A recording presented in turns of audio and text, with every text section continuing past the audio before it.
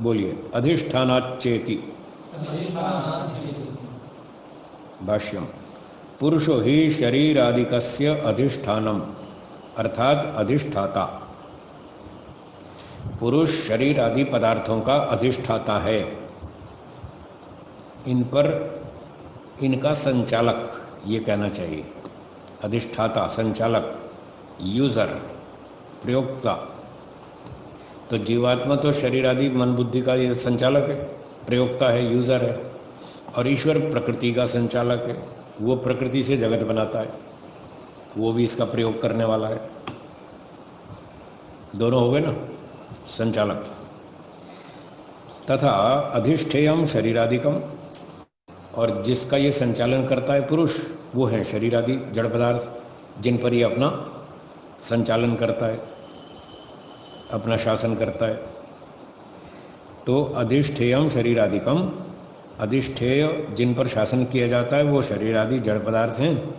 तस्माद अपि पुरुषः शरीरादिभ्यो भिन्न, इस कारण से भी पुरुष जो है वो शरीर आदि पदार्थों से अलग है।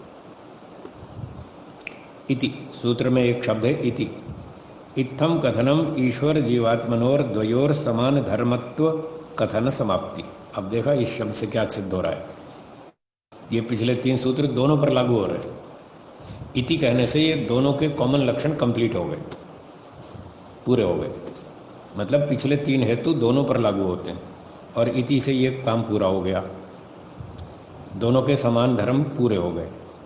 तत्र ईश्वरस्य अधिष्ठातृत्व, तो इस प्रसंग में ये जानना चाहिए कि ईश्वर का जो अधिष्ठातृत्व है, संचालकपन है, सृष्टि कर्तृत्वात्, वो सृष्टि का कर्ता है, इसलिए वो प्रकृति का संचालक है, इसका राजा है, इसका मालिक है।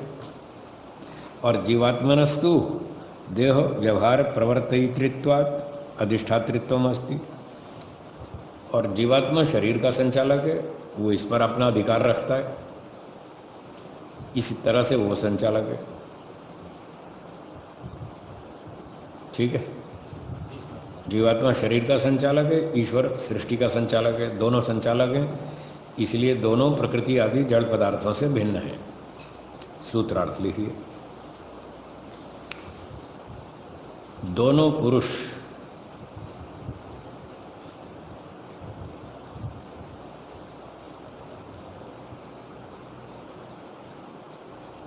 प्रकृति आदि जड़ पदार्थों से प्रकृति आदि जड़ पदार्थों से भिन्न हैं।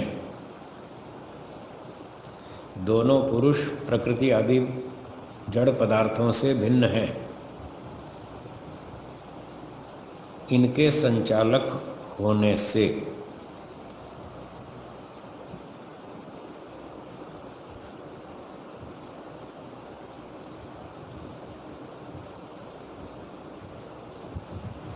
चलिए पाठ पूरा कर देते हैं, शंका समाधान करेंगे।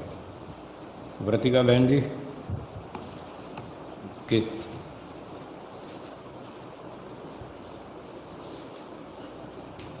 नमस्ते जी, बोलिए।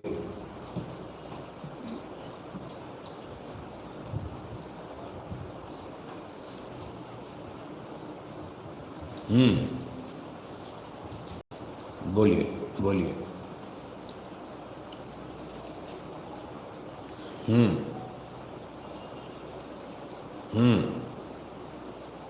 ठीक है।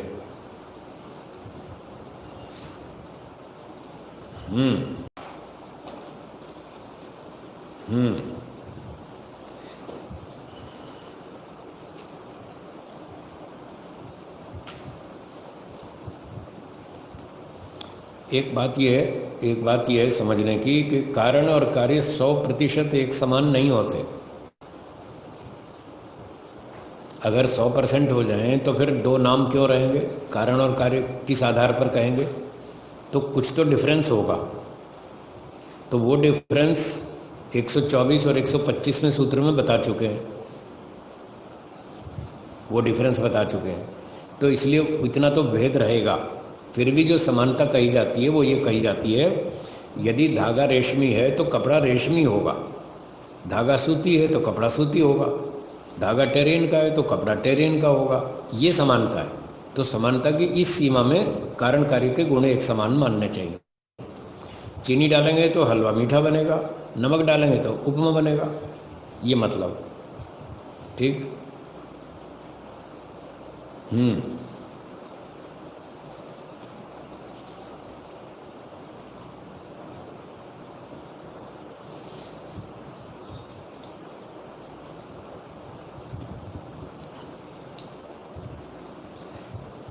इसका उत्तर है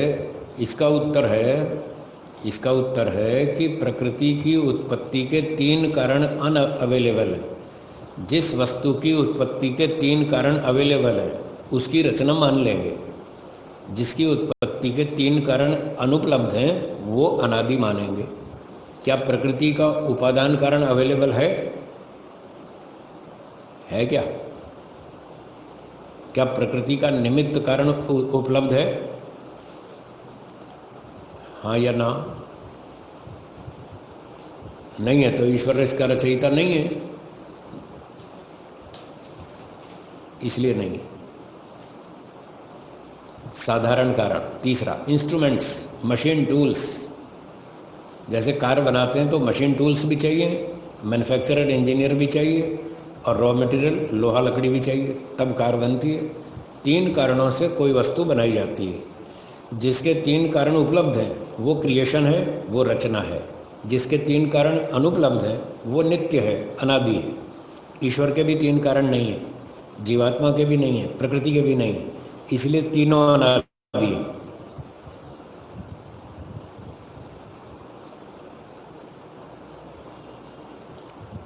सत्यार्थ प्रकाश में लिखा है, 7वें 8वें समोल्लास में मिल जाएगी। जिसके 3 कारण होते हैं, हाँ पढ़िए, जिसके 3 कारण होते हैं वो कार्य वस्तु है, और जिसके 3 कारण नहीं होते वो नित्य है, अनादि है। और वैशेषिक दर्शन में भी एक सूत्र है, सद अकारणवत नित्यम। जिसकी सत्ता है और कारण कुछ नहीं वो नित्य वस्तु है। ये वैशेषिक दर्शन का सूत्र है, सद अकारणवत नित्यम। जी बोलिए।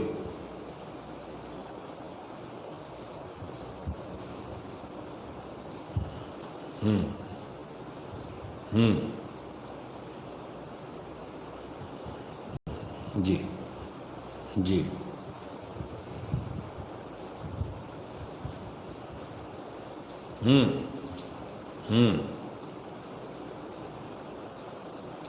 वो अनार्ष शब्द हैं, इसलिए हम उनका प्रयोग नहीं करते। हम तो प्रकृति बोलते हैं। वेदों के अंदर प्रकृति नाम है, अव्यक्त नाम है, प्रधान है, अव्याकृत है, नित्य है और आभू है, ये वैदिक नाम है। हम इनका प्रयोग करते हैं। ये माया तो गोल गोल बातें, छल कपट वाली बातें।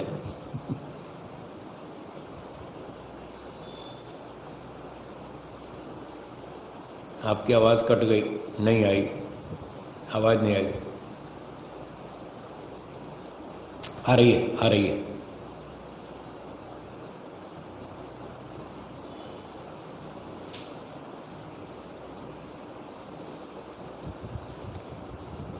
इनकी परिभाषाएं बिल्कुल अलग है।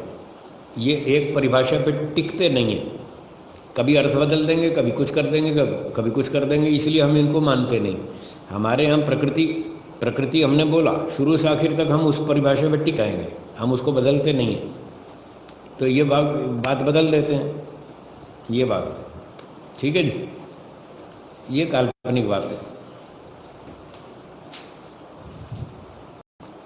तंत्र का मतलब शास्त्र है, तंत्र का मतलब है शास्त्र। जी तो अब औरों को दे दें समय थोड़ा पूछने के लिए। ठीक है, धन्यवाद जी। अगला प्रश्न किसका है?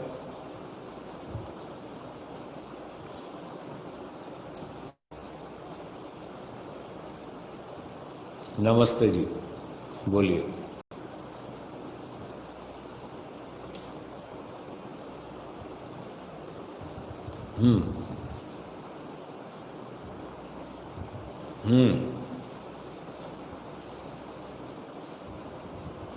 हम्म।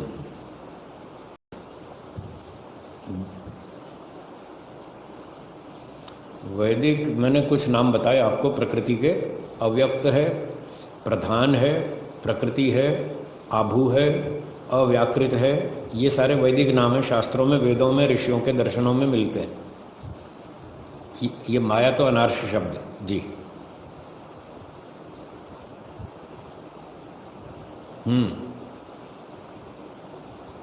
जी।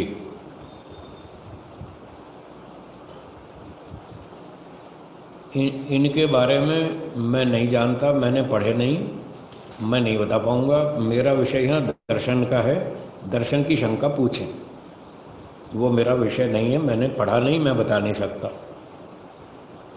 ठीक है। और बोलिए, अगला प्रश्न किसका है? हो गया सबका? चलो, है कोई प्रश्न बाकी बचा हुआ?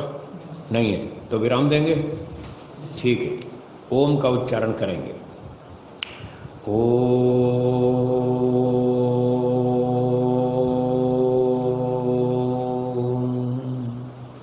सर्वेभ्यो नमः। सबको सादर नमस्ते जी।